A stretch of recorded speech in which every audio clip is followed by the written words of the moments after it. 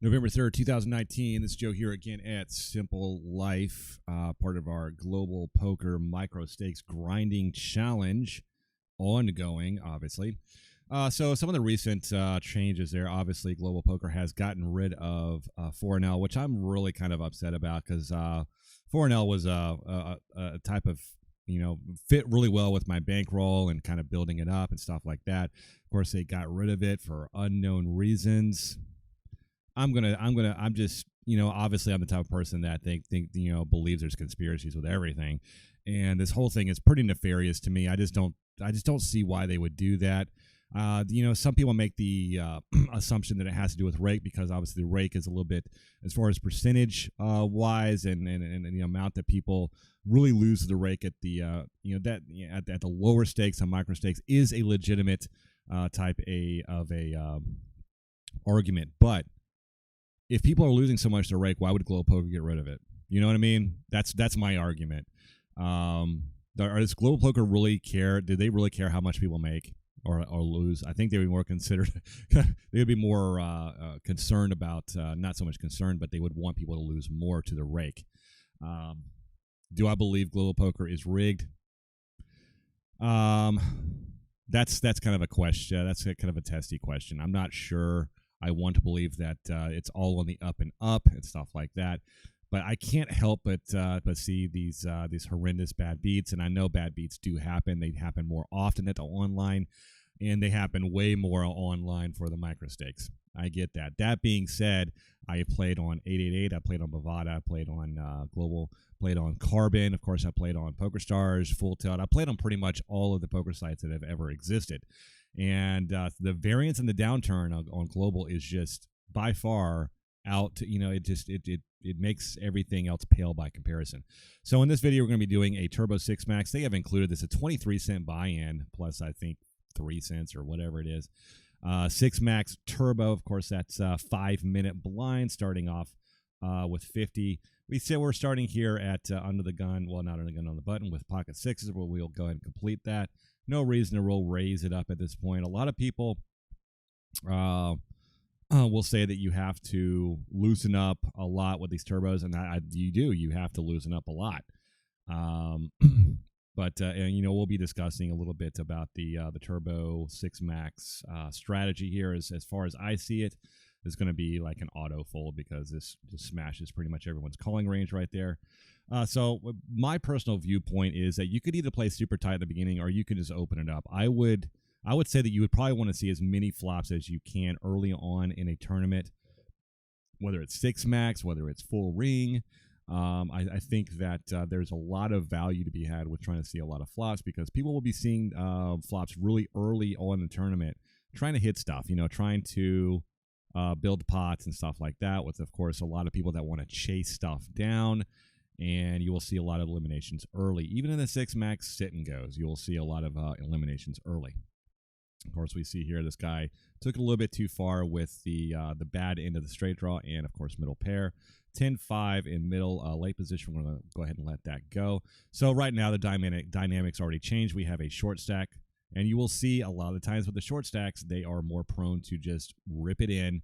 And of course do stuff like just call off 1/6 of their stack, even if they're on the button. I think if he's willing to call 120 there, I think that he should probably just go ahead and be trying to get it heads up with that type of stack because his fold equity has been cut in half. So I don't think that's a good thing. I think leading out here for double the size of the pot is kind of weird, but it's indicative of like pocket jacks or something like that, or top pair, whatever. Pretty much the same thing. Of course, A7 makes a very loose call pre-flop, even on the button. I think that's either a raise, shove all in, or a fold situation. I think it's 90% fold, even because he had plenty of. He still had 20 big blinds. There's no reason to go crazy there. So I believe in these types of scenarios. No matter how little you're playing with, I think you should be playing the same similar type of game, even if it's 23 cents or whether it's $20 or $200 buy-in tournaments. You should be using and employing the same types of tactics and taking it just as seriously, because if you take it seriously for 20 cents, you will be taking it seriously for $200 as well, and even more seriously. So you want to develop the good habits now as much as possible, so they will carry on. Absolutely, that's one of the things I will continue preaching on and continue reminding myself about, is a level and a balanced approach to the game, no matter what stakes that you are playing for. So the 6 max games, obviously, you want to open up your range as much as possible, even more so than you would in a cash game, but not like crazy style, like Queen 5. You want to try to see as many flops as you can early on in the tournament, and that's even more so with the turbo. So here recently with the tournament structure and my tournaments on Global Poker, I have been card dead as hell on these things. So you might just see a whole bunch of folds. I don't know. I might throw in a bluff here and there. I might throw something in there to try to mix it up. But we're still sitting at 1530. There's no real reason to go crazy here with the Jack Deuce under the gun. Just wouldn't make sense raising that, so we're going to go ahead and let that go. I think most people at these sit and goes, they're a little bit loose, especially pre-flop. But most of the time, if they don't really hit the flop too hard, they're just not going to continue as much as they would be in a cash game. It's just, that's something that you need to be c-betting a lot more in the sit and goes than you would be in a cash game, because you can't just reload in a tournament. You have to start the whole thing all over again. So I would say more or less 90% a c-bet. Therefore, in a sit and go, and I would say in a cash game, you're going to be doing it probably anywhere between 60, 75% c-bet. But that's just my own figures. We got 8-9 suited in the big blind, so we're going to be defending here a lot, depending on how much it is to call. So we'll see what happens here. We have another dynamic here where we have someone with a shorter stack, and I think we're just going to see a flop here. We flop middle pair. I think this is probably going to be a check through. A jack does hit in the range of a lot of people. This is a full pot size bet. We don't have any backdoor equity, really. I mean, if that was like 9-10, I would have a little bit more backdoor equity, so I'm just going to go ahead and let that go. If there was a heart on board, yes, I would be doing that. Now it shows a jack 8, of course. Now, if I would have hit an 8, yeah. Like I said, you have to think about what your opponent has. If they have a jack, if they do have a jack, then, they might have jack 9 or jack 8. It's very possible, You have to think about what your opponent might have, and if your outs might be dirty, So that was a kind of a trivial easy fold there. Some people might make that call. I believe a lot of people would make that call and might end up stacking off with, middle pair, no kicker, which can be the downfall. So, I mean, we're still looking good. 30-60 with 3.5 minutes left in the blinds. Excuse me. Sitting with a little over 20 big blinds. So our M count is still pretty good. So we don't really need to. Of course, once the blinds go up again, our M's going to go way down. And when I say M, I'm just talking about the amount of big blinds that I have. Of course, there are no antes in the sit and go or anything like that. So you don't have to include antes in your M number. So we're just going to play it through and kind of see what happens. King Queen offsuit. This is obviously going to be a raise here, and we're going to go for a slightly shorter than we would normally. So we're going to do about 150. We don't always have to do 3x. Now, of course, if this guy jams or something like that, yeah, I really don't know. I mean, I just try to take things as they come. Ace Jack on board. We have 3 players. We got some backdoor equity. I think it's okay to go ahead and check this and see what happens. I mean, it's like 50-50 bet or check here with 3 players in. We have 2 people calling a raise. There's an ace on board. I know it's kind of scary. Of course, he's betting 60, and it's like... so we have a raise here. Yeah,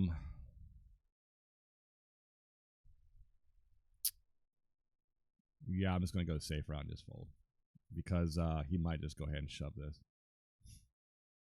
if he has anything on that board.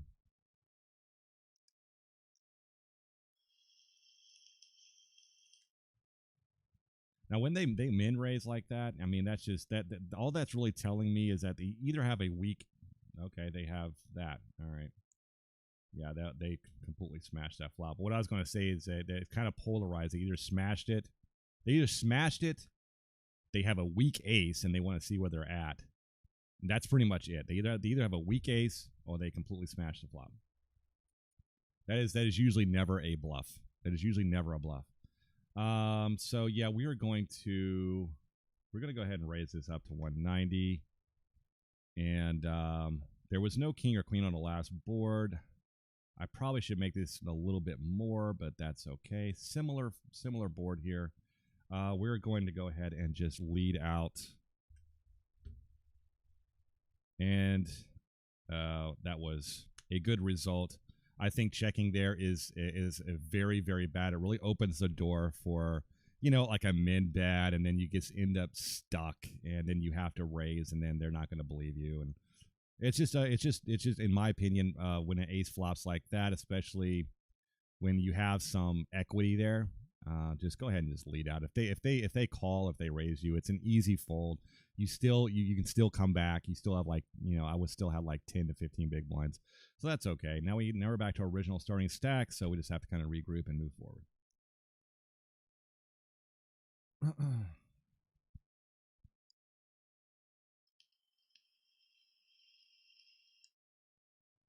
So in the six max games, there's only 2 places paid. So you're really not trying to squeeze into anything. That's common mistakes there, especially in the mid.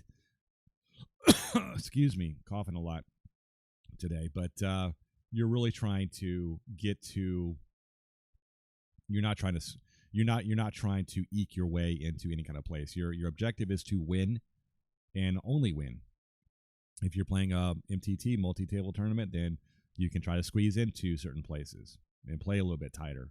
That's just not how it works at sit and goes, especially six max, because there's only 2 places paid rather than 3 in a full ring. So you just have to be gung ho with a lot of the stuff and be a little bit more bold than you would be even in a cash game or anything else. As this is one of the most variable types of formats here with the sit and go. Six max sit and goes are very, there's a lot of variance and a lot of volatility that goes along with these sit and goes. So remember that. That's why it's really important to stay within your bankroll. Don't just buy into a site for $20 and try to start playing $1 sit and goes. You'll be broke in no time. I guarantee you'll be broke in no time. If you want to play $1 sit and goes, buy in for $100. That's what you need to do. You need 100 buy-ins for sit and goes or any kind of tournament for that matter. I would say sit and goes, you probably want to do the 0.25, 25% more that I always recommend at 125. 4 deuce offsuit is going to be a easy fold. Queen 5 against ace 9, flopped him, well, almost dead. All right, so the ace 9 pulls it through. All right, so we're down to 3. I'm actually short stacked here compared to this other person, so I have to be way more aggressive. I cannot limp in here, and raising is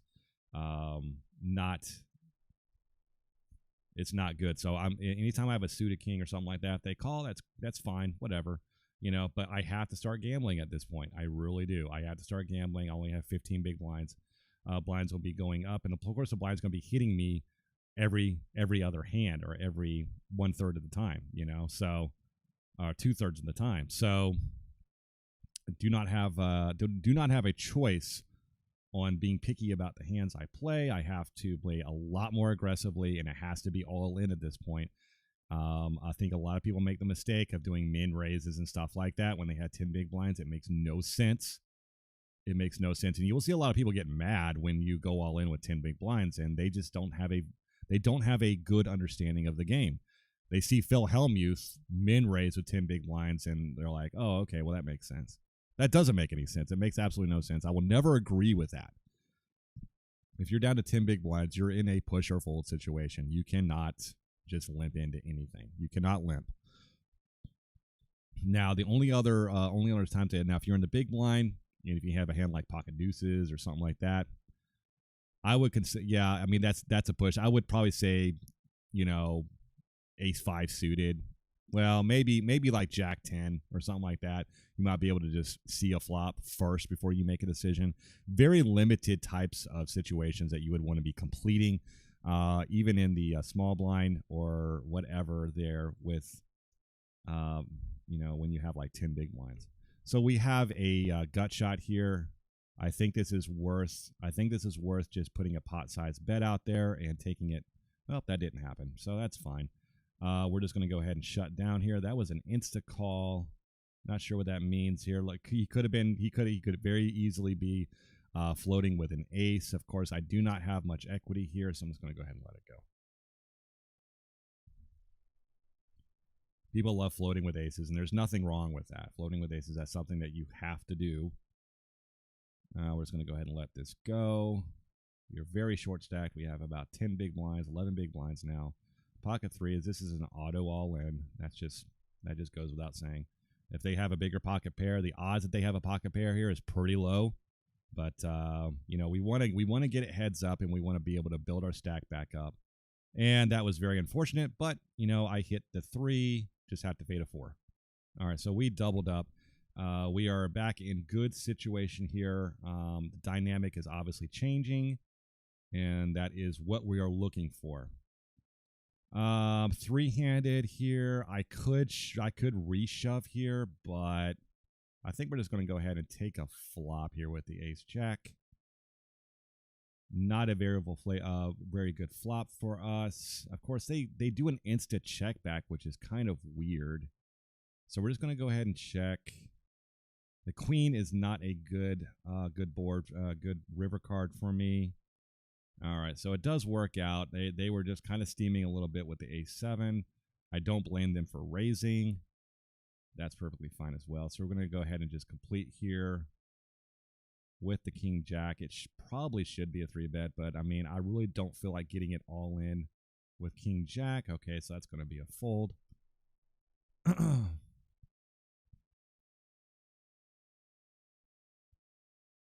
Yeah, it's kind of a weird situation, especially when it's okay. So we got a call, queen 10 versus actually it was actually ahead. Okay, well, that was unfortunate. Yeah, so we're heads up, we're in the money. That's perfectly fine. It's a good situation. I don't know why he decided to call it off with queen 10. Maybe he was just in love with the fact that it was suited. That's perfectly fine as well. So yeah, we're going to go ahead and min raise this with queen 10. Flop a queen. All right, so we are going to do a min bet.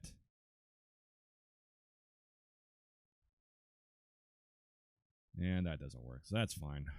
We have to be a little bit more aggressive here because we are kind of short stacked and we're going to be raising most buttons. All right, so we're going to be raising the 10-8 here. And the only reason why I do that is because I believe that I can outplay this person most of the time. When it has I have no equity here, so I'm just gonna go ahead and let it go. But I believe that if I didn't believe that I could probably outplay this person, I would probably just go be jamming everything. But I'm getting to the point where I'm probably gonna have to start doing that anyway, just because. So we're gonna do it regular. Just don't try to switch it up too much, because we don't want them to start thinking. Now we do have some diamond equity here as well. We have the ace, so we're going to do that 150 again, see what happens. Just try to do the same thing we did before, Okay, so she's going to call. I can't really put her now. I really hope that she does have an ace here. King jack is a possibility, I guess. We're going to make it a little bit more expensive for her to see the river, so it's going to be 400.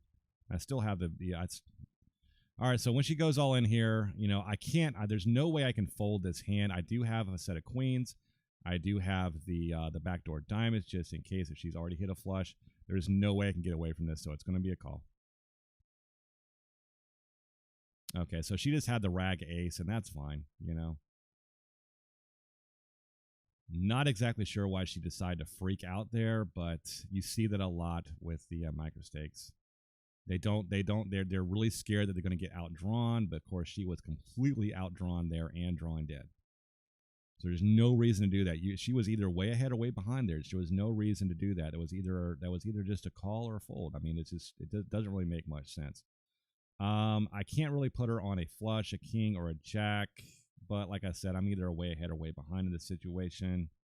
It's kind of hard to put her on a queen, like queen 10 or something like that, even though I don't block that. I think I'm ahead, so just check it now. You know, there's no reason. I have a bluff catcher. That's about it. 10 deuce. We're going to go ahead and just complete and try to see a cheap flop. I have not seen her raise that much. I'm just assuming that's a female, but we're just going to go ahead and check it through. We do have some backdoor diamond equity. I can rep this king as well, which I'm about to do. Especially when you have that ace, you know, so it's highly unlikely they have an ace, and if they check on that king, that is just opening the door for you to do that, to do what I just did. So we're going to check this, the ace 5. We do have some equity here with the ace, so we're just going to go ahead and check it, switch it up a little bit. I normally would be betting out here. All right, so we hit an ace. We are not going to automatically bet this. I want to give her an opportunity to bluff this, but she hasn't shown a tendency to really semi-bluff or bluff in any position. So, yeah, I'm going to do something that doesn't really make sense. I'm going to do a full pot size bet. Maybe she's a thinking player. She hit the king. She'll probably call it. Nope, didn't work. That's fine. The 10-6 offsuit. I think this really kind of needs to be a raise here. She goes over the top. We can just easily fold. Which she's shown the tendency to do that, but that's fine. I do flop bottom pair on a very, very draw-heavy wet board. That's going to be hitting her calling range there. Of course, she leads out for 150. I can peel one and kind of see what comes, but more than often, I'm going to be shutting down on the turn and not calling any further bets.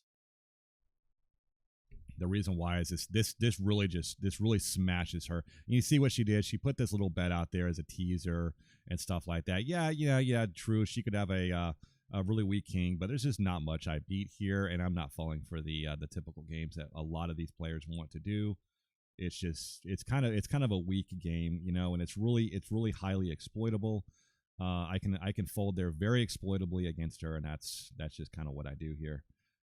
So we're going to kind of do the same thing here with the 7-8, and I think I'm just going to see a flop here. She has a high tendency of checking here, you know. She doesn't really do much. So I have the open ender on the back end, so I'm going to play a little cautiously. Of course, this is pretty bad since Jack has me wrapped up tight. Any pair has me wrapped up, so I'm probably going to be shutting down on this turn, which is what I do.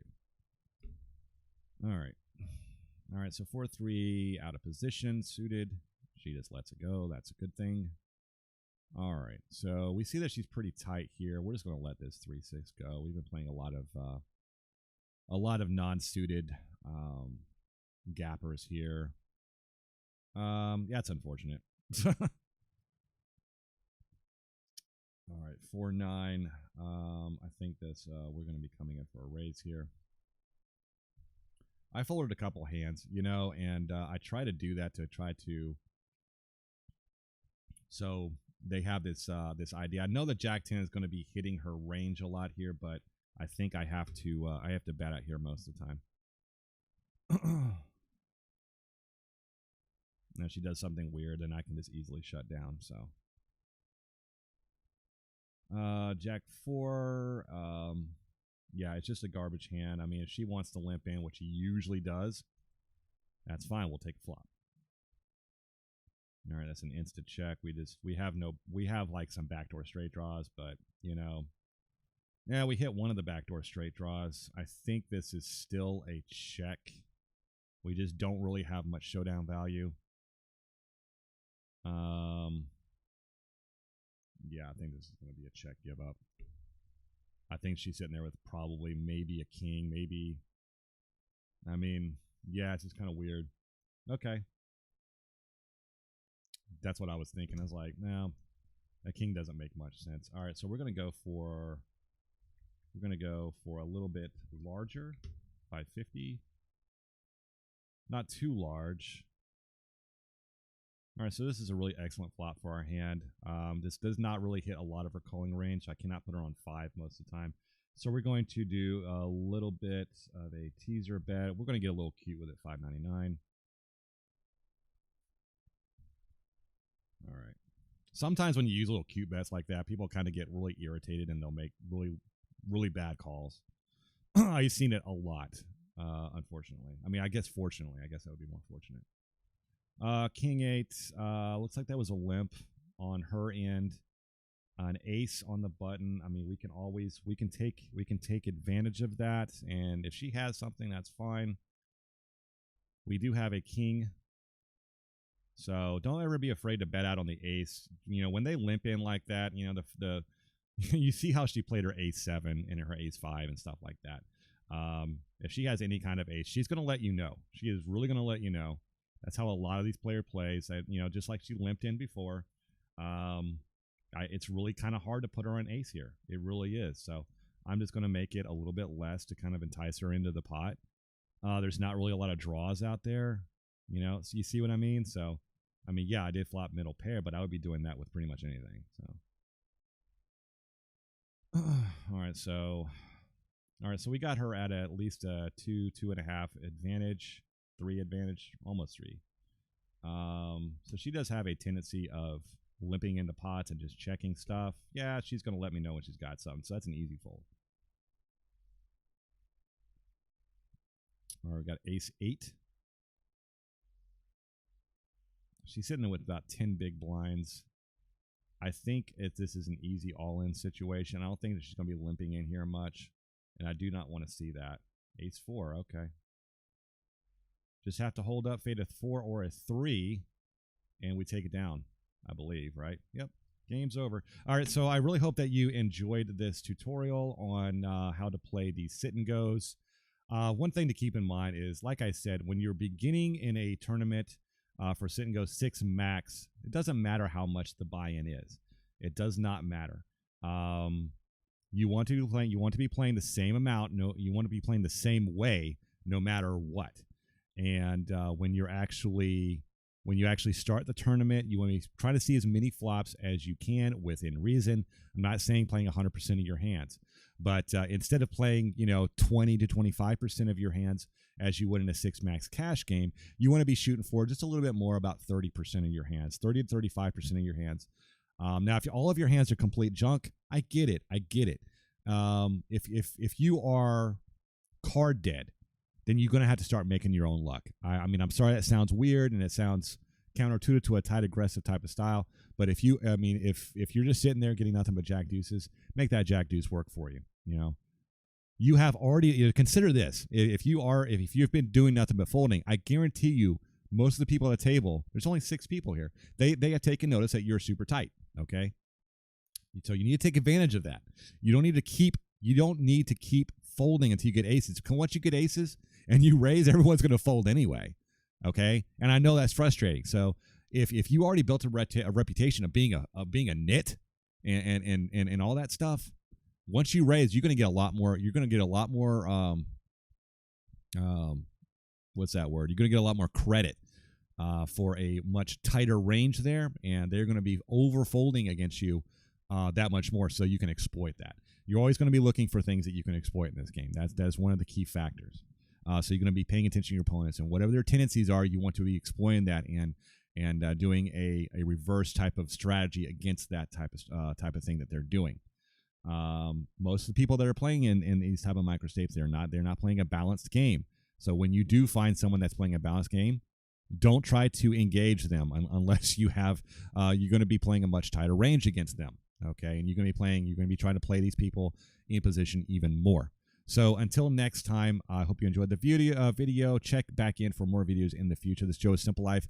Until next time, have a great day.